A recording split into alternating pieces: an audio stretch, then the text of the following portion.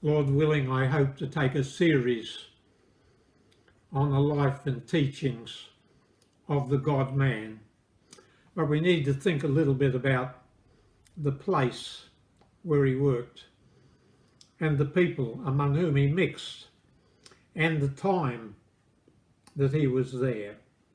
The place, Palestine, is the southwestern end of the Fertile Crescent, which joins the Tigris and Euphrates Valley to the River Nile. And Palestine became a crossroads for those who were going to and fro between those two great geographical areas, Eurasia and Africa. Palestine was the centre of all the great empires that preceded Christ. Babylon, Egypt, Assyria, Medo-Persia, Greece. So Christ came to the crossroads of the world. Much of Palestine is way below sea level. The cleft of the River Jordan at Galilee is 700 feet below sea level. And the Dead Sea, 15 miles from Jerusalem, is about 1,200 feet below sea level. Yet Jerusalem itself is well over 1,000 feet into the sky. 15 miles from the Dead Sea, 35 miles from Mediterranean. That was the place. But we mustn't omit Nazareth. Some of you have been there, and so have I. The most beautiful village in the world. There's a hill behind Nazareth, 500 feet high. And as you scramble up there, as I have done, you come across a beautiful vista. You can see the Mediterranean, 7 hours walk from Nazareth.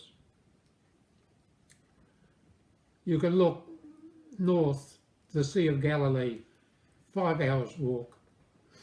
You can look south to Jerusalem, 3 days walk from Nazareth.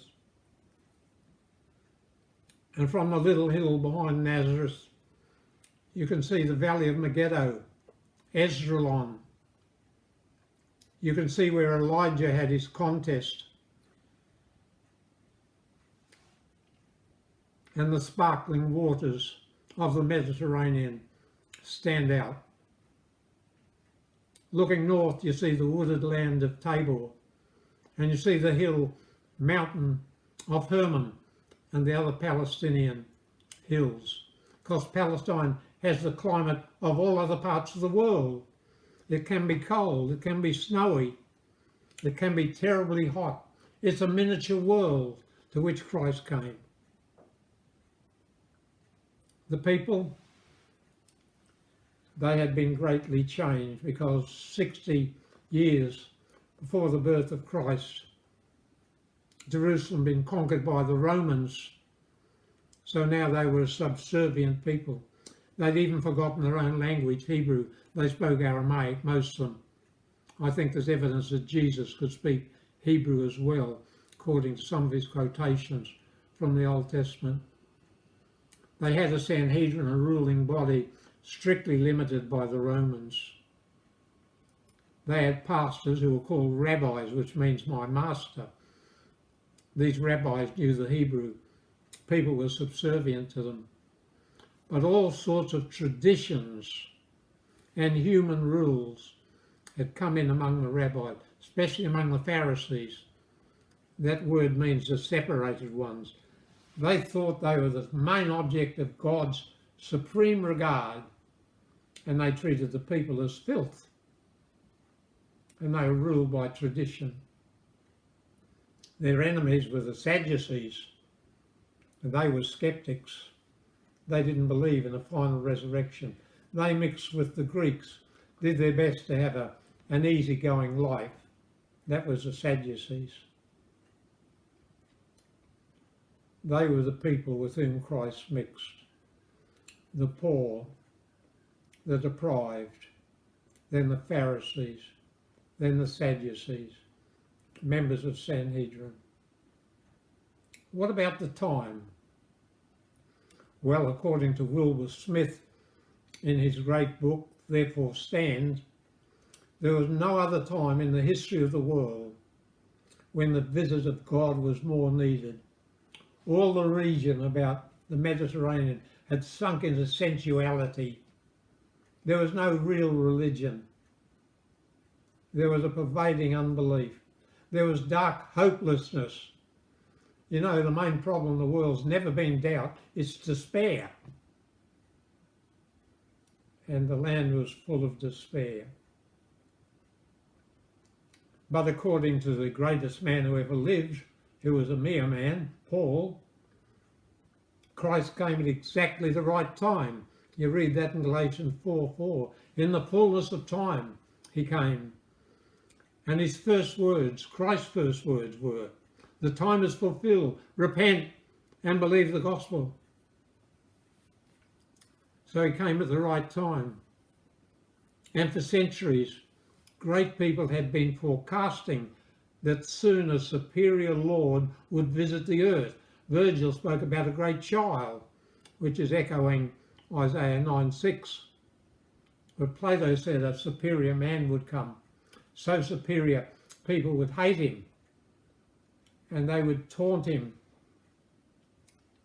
and they would finally, after torture, they would crucify him. So Plato foretold. Yaroslav Pelikan, in a recent book, gives the quotation from Plato. But the main keystone for understanding the time when Christ came is found in Daniel 9:24-27. This is one of the best prophecies ever uttered. And it forecasts that within 77 of years, approximately 500 years from the return from the Babylonian captivity to Jerusalem, the Messiah would come. 77s. 7 in the Bible is a symbol of rest, perfection, completion. And 490 years, 77s, is 10 Jubilees. Every 49 years came a 50th year of Jubilee. And the Messianic Jubilee would come after 49 tens, and come he did. It's impossible to put exact dates on the events in this wonderful prophecy, for this prophecy is what is known as apotelesmatic, which means recurring fulfillment.